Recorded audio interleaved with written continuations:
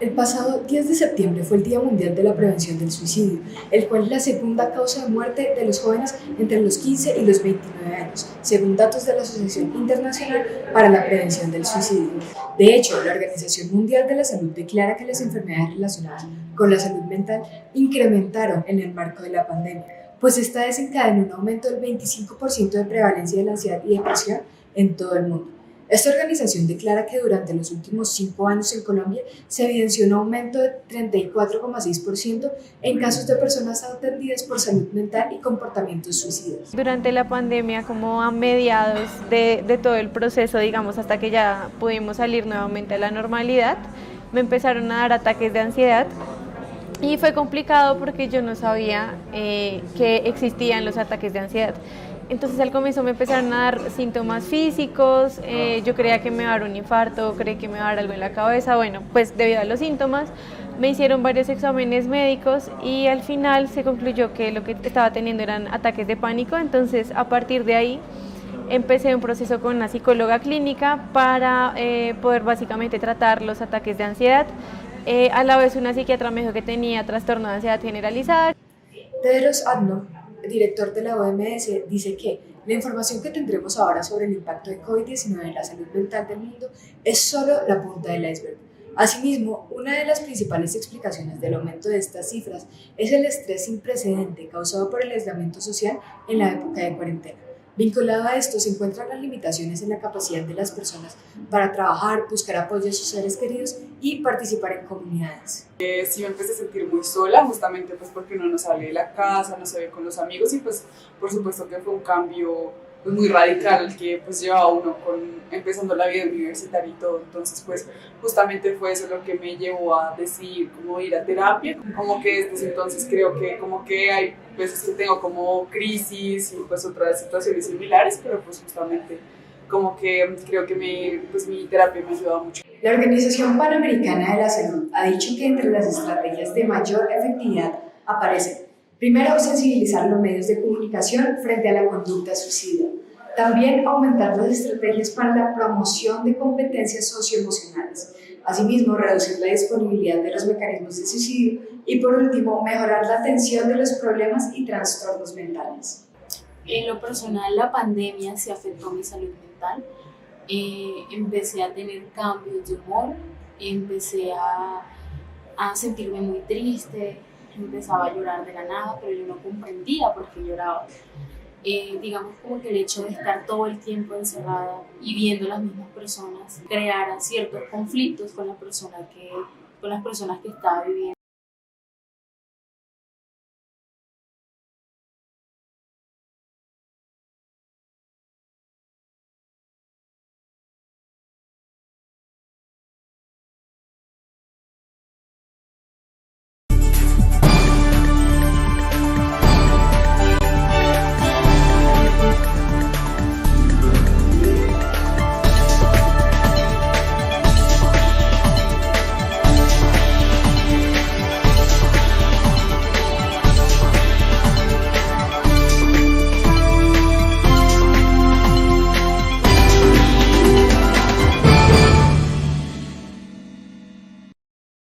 Sí, pues estoy aquí acompañándolos para hablar acerca como de todo, de cómo está, ¿no? Nuestra salud mental y emocional. El tema de digamos, de los trastornos o todo ese tema de los trastornos mentales o a nivel a nivel del afecto, los trastornos del afecto, pues hay muchos factores, ¿no? Digamos, esto es algo multicausal. ¿Sí? Entonces, evidentemente hay factores genéticos. O sea, si tú estás en una familia donde, digamos, los jóvenes, sus padres, tienen algún tipo también de trastorno, pues hay una probabilidad a nivel hereditario, ¿sí? Pero no todo eso es genético. Hay otros factores como contextuales, ¿listo? Del contexto, digamos, del joven. ¿Qué puede ser? Yo, digamos, leyendo un poco como los factores de riesgo que hace, es por ejemplo, donde hay violencia intrafamiliar, donde son, digamos, familias o sistemas familiares muy disfuncionales, ¿sí? Donde no hay buena comunicación, donde puede haber violencia, abuso sexual, ¿sí? Entonces, esos son factores, creo que, de riesgo que pueden predisponer como que haya un trastorno. Otras cosas también, y sabes que he visto mucho, como por ejemplo haber sufrido bullying, matoneo en el colegio, digamos, haber sufrido situaciones de matoneo, bullying. También es lo que te digo, como el trato, ¿no? El trato que se haya tenido con las otras personas y también hay características de personalidad, ¿sí? Entonces hay cosas que también es como que son más propensas a que tú puedas también de pronto tener algún tipo de trastorno. Entonces es multicausal, hay muchos factores que influyen. Claro, entiendo. Y pues teniendo en cuenta que son tantos factores y dependen tanto de la persona, ¿cuáles serían entonces los primeros signos de alerta de algún tipo de enfermedad mental relacionada a estos factores? Digamos, en los jóvenes, digamos, tenemos adolescentes y jóvenes, ¿cierto? Entonces, Ujú. por ejemplo, cambios abruptos de comportamiento.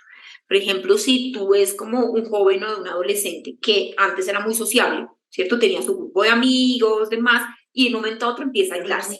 Un factor, ¿no? Otro, cuando a mí, por ejemplo, me parece que una señal, digamos, es cuando la persona precisamente no habla, ¿no? Se queda demasiado como en sí misma, no expresa lo que está sintiendo, ves que está muy aislado, bueno, eso puede ser un factor. Otro factor de riesgo, como que tú ves, o factor más como de señales, más bien, por ejemplo, que empieza a afectar como su funcionamiento diario. Por ejemplo, no está durmiendo bien, ¿cierto? Entonces tú ves que ya o duerme mucho, también es un mal síntoma que está durmiendo mucho o durmiendo poco. Tiene problemas, por ejemplo, la alimentación, no está comiendo o está comiendo de manera compulsiva, ¿cierto? Mm. O, por ejemplo, como que tú ves que ya no está viniendo a la universidad, ¿sí ves? Ya hay demasiadas ausencias sin causa, digamos, aparente, ¿no? Como entonces, por ejemplo, la ausencia de venir a la universidad, hacer actividades, no salir, quedarse muy encerrado, ¿sí? Ese tipo de cosas como de cambios como en sus hábitos y de comportamiento son señales. Ok. Y pues teniendo en cuenta todas estas señales de alerta, ¿cómo puede uno ayudar a las personas cercanas a quien empiecen a padecer de esta enfermedad o a mostrar estos signos? Uno como persona cercana y como comunidad, como Ok, compañero te de voy a clase. contar algo también que eso tiene que ver. El 10 de septiembre se conmemoró como el Día Mundial de Ujú. la Prevención del Suicidio, ¿cierto? Entonces, en la universidad precisamente hicimos como varias, como actividades, también se hizo un Instagram Live sobre, pues, todo el tema como de la prevención. Y una cosa es que uno, por ejemplo, ha aumentado muchísimo después de la pandemia tanto los intentos como el suicidio con su y obviamente uno de, digamos, de los grupos etarios más complicados o que tienen más, hay más cifras de intentos de suicidio, pues son los jóvenes, ¿sí? Entonces, ¿qué se puede hacer? Primero, hablar. Hay que apoyar, digamos, como que uno piensa que uno hablar, por ejemplo, del suicidio con la persona, preguntarle, ¿tú te quieres hacer daño? ¿Te quieres matar? Hay como mucho tabú frente que así se pregunta la persona lo va a hacer, no, al contrario. El hecho de preguntar, ya la persona se va a sentir que ay, puedo decirlo, baja un poco la ansiedad, entonces puedo contar con alguien, ¿sí? En la universidad les voy a hacer una cuñita, tenemos un grupo que se llama Life Team, que son jóvenes, no necesariamente psicólogos o que estoy estudiando psicología, de diferentes carreras que se capacitan para primeros auxilios psicológicos y para tener como esa sensibilidad frente a otros jóvenes, digamos que tú no te sientas solo, que tú puedes contar con esta persona y que te puedan derivar de pronto a un profesional, a un psicólogo, a un psiquiatra o a alguien, servicio de urgencia si hay una situación de riesgo inminente, pero esto puede hacer que te ayudes, o sea, que como que realmente nos sintamos sensibles frente a qué pasa con el amigo que está al lado, que no está viniendo a la universidad, llamarlo, escribirle, cómo te sientes, necesitas ayuda.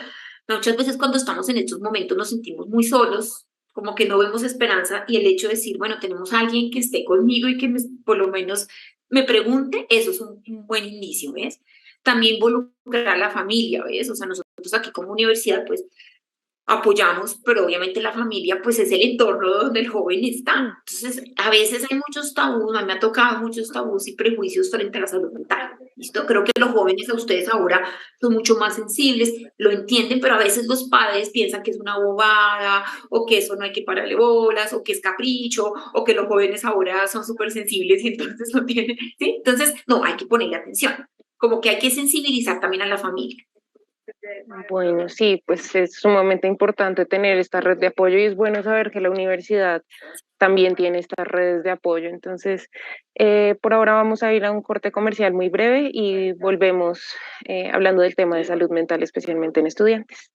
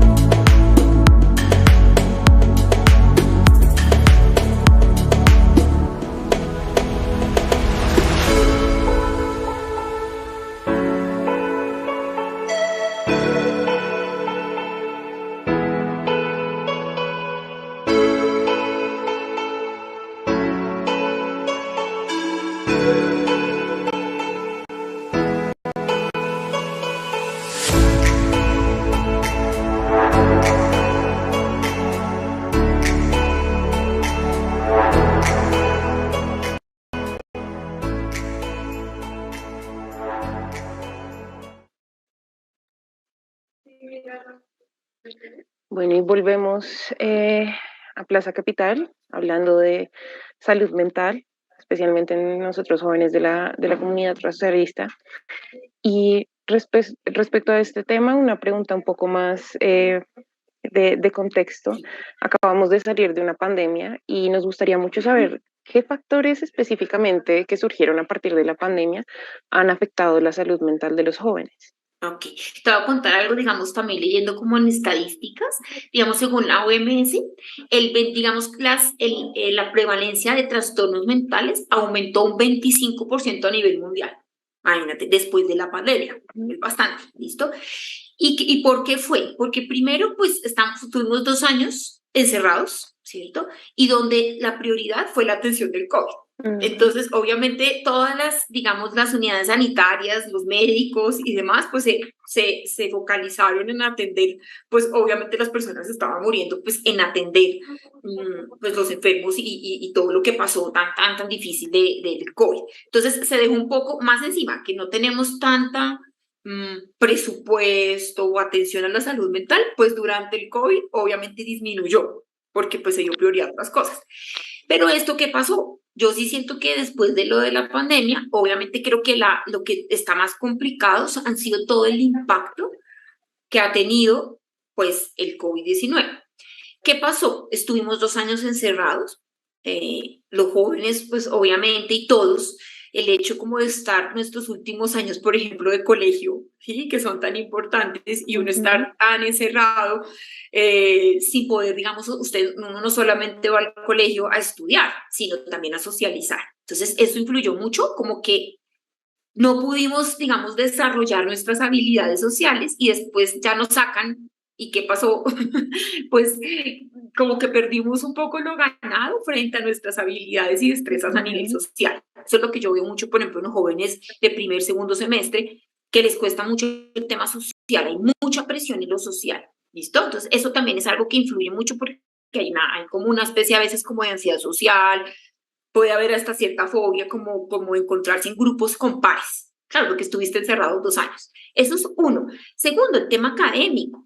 Tú eres joven, no nos digamos mentiras, las clases virtuales, pues había gente que le gustaban, pero había muchas personas que me dicen, pues no es lo mismo, o sea, nunca es lo mismo, hay de todo, hay personas que lo que te digo lo logran, no quiero que tampoco generalizar que la virtualidad no se pueda, pero lo que a mí me han dicho es que sí el tema como académico nunca es lo mismo estar tú presente en una clase, poder compartir con el profesor, preguntar más directos, ¿sí? Entonces eso también influye, ¿no? Y también los hábitos. ¿Qué pasaba? 1 o 2 años, pues los estudiantes no se bañaban, venían las clases a las 7 de la mañana en pijama, medio dormidos, no había como unos hábitos porque pues tú estabas en casa, ¿sí? Había unas ventajas en el tema del transporte y demás, pero pues mira, y ahora el volver, pues es volver a adaptarse a la presencialidad. O sea, es tener estos cambios de otra vez volver después de estar 2 años encerrados, donde también tenemos que adaptarnos al transporte, por ejemplo.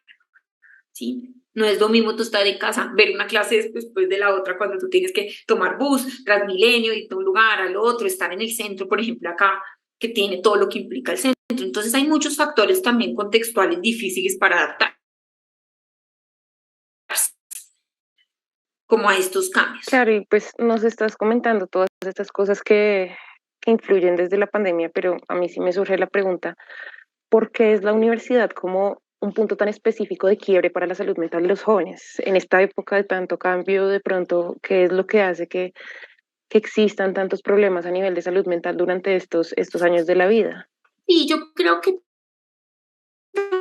también la universidad, como que es una oportunidad para uno desarrollarse. Yo siempre le digo a los estudiantes, tú no solamente puedes venir a estudiar tu carrera, sino haz otras cosas, ¿sí? Pero creo que también hay mucha presión, no nos digamos mentiras, el contexto mundial, ¿sí? Y del país no es fácil, o sea, no, ¿sí? El tema de oportunidades laborales para ustedes los jóvenes no es fácil, el tener que ya empezar a tomar decisiones, digamos, listo, hace su carrera, pero siempre, por ejemplo, el temor al futuro. Listo, yo estudio jurisprudencia, está bien, pero todos estos años pagando toda esta matrícula costosa, ¿qué voy a hacer en un futuro? voy a poder realmente solventar mis gastos, poder vivir independiente, pagar las deudas. También el tema económico hay mucha presión, ¿sí ves? Entonces uno también, muchas deudas con el ICETEX, o sea, hay muchos factores que también hacen que sea como una presión económica. Otra cosa es que tú en el colegio, pues de alguna manera muchas veces tú eres menor de edad, entonces pues todavía estás bajo un poco la supervisión de tus padres, o como llegas a la universidad, ya eres mayor de edad, entonces hay unos conflictos también como frente, bueno, yo sigo viviendo con mis papás, que muchos lo hacen, o otros viven solos, que son de otras ciudades, pero pues tengo que decir, bueno, ¿cómo me solvento yo? ¿Cómo tomo decisiones frente a no solamente venir a la universidad, sino también lo que implica irme de fiesta, el trago? O sea, es como salir al mundo. Para mí es que uno en el colegio, a pesar de que no todos, no quiero generalizar, pero uno sigue estando como todavía muy guardadito, y se llega uno a la universidad y se enfrenta a la realidad del mundo.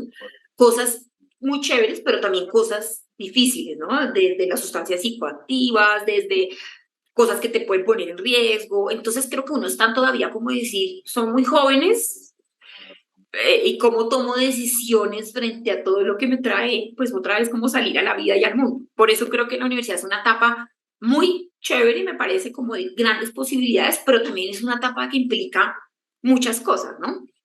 Claro. Bueno, en este orden de ideas, pues vamos a continuar hablando del tema de salud mental en esta etapa universitaria.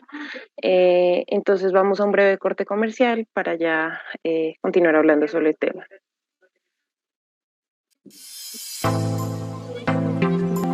Sí, ya nos falta una pregunta supremamente corta. ¿Pero bien? ¿O qué quieres bien? ¿O algo más?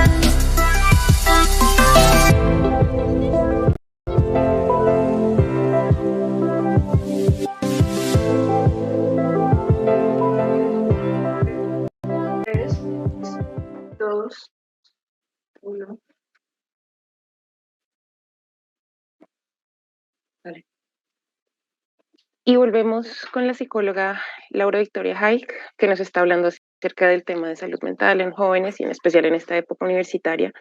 Y ya para cerrar, teniendo en cuenta todas estas cosas que nos afectan en una época tan difícil de la vida, pues también es importante saber qué tipo de hábitos podemos construir, qué tipo de acciones podemos tomar para mejorar toda esta situación de salud mental para nosotros y para la gente alrededor nuestro.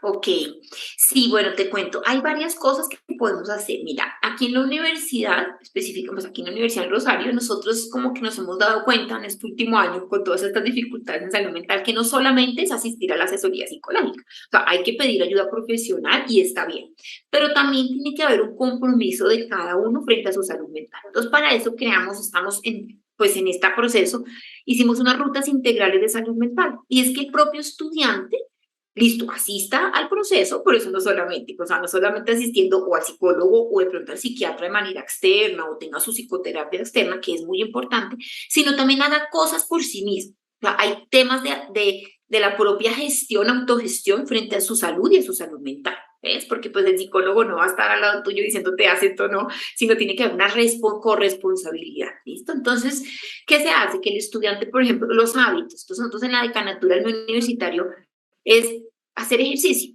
¿sí? Así sea una actividad física. Eso está un poco trillado, lo decimos todo el tiempo, pero a nivel, digamos, de nuestros neurotransmisores y demás, cuando hacemos ejercicio le damos endorfinas y nos hace que nos sintamos mejor. Entonces, hacer ejercicio no necesariamente tiene que ser el gimnasio, para algún deporte, alguna actividad física. Segundo, hábitos de sueño, ¿sí? Pasa mucho en los estudiantes, llegan primer corte, segundo corte, nos trasnochamos mal y queremos estar tranquilos y estables y no estresados. Necesitamos dormir bien, ¿sí? Entonces, dormir, tratar de tener buenos hábitos de estudio, de organización del tiempo para que podamos dormir bien.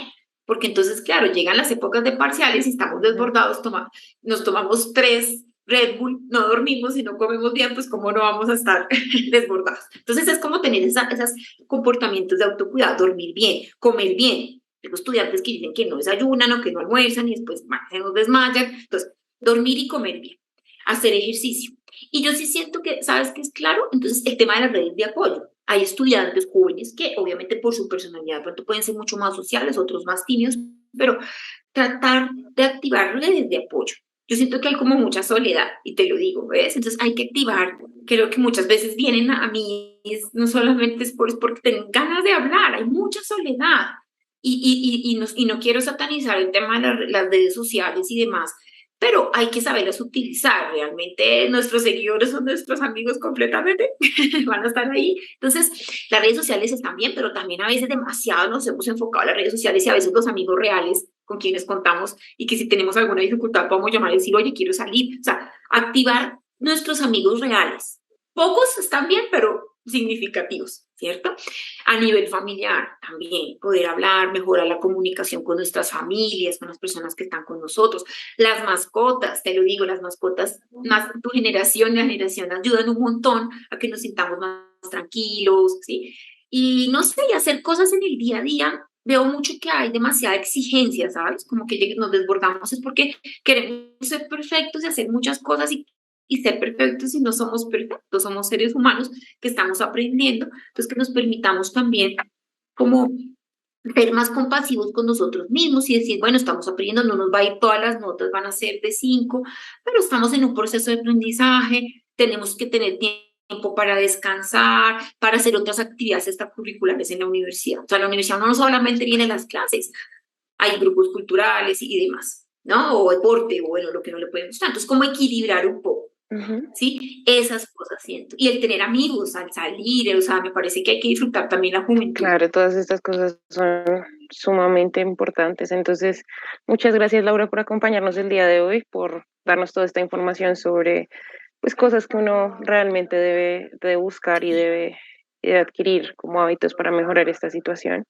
Y es bueno saber que tenemos redes de apoyo también por parte de la Sí, universidad y pues en la comunidad rosarista. Entonces, agradecemos mucho que nos hayas concedido esta entrevista y, y eso sería todo. bueno, muchas gracias por la invitación a tu Con programa. muchísimo Bueno, gusto. Siempre bueno, bienvenida a Plaza Capital. gracias.